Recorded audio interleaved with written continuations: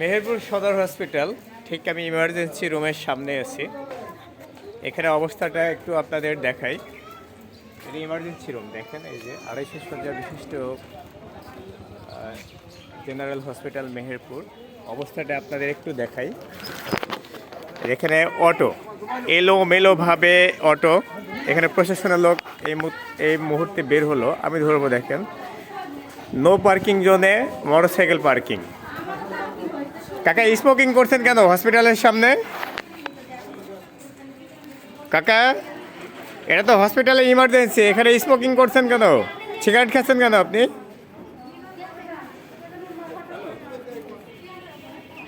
আপনি এখানে দায়িত্বে আছেন গ্যারেজের? আপনি একটু বলেন, একটু আপনি সিগারেট খাচ্ছেন, আমার এখানে গ্যারেজ, এই যে গ্যারেজগুলো দেখছি, এটা কি আপনার দায়িত্বে? আমরা দেখতে হচ্ছে এখানে রুগীদের যেখানে থাকার কথা সেখানে এই যে অটো, এখানে অটো, এখানে একটা অ্যাম্বুলেন্স এসে যে বের হয়ে যেতে পারবে আমার মনে হয় না যে খুব দ্রুত সেখানে বের হওয়ার কোনো সুযোগ আছে ইমার্জেন্সিতে।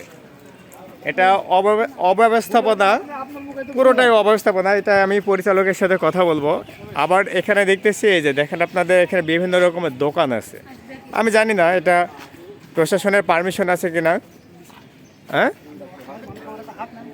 বুঝতে পারছি ভাই, আপনাদের কর্মসংস্থান সেটা আলাদা বিষয়, কিন্তু এইখানে প্রশাসনের অনুমতি আছে কিনা সেটা আমার জানা প্রয়োজন, এতটুকুই।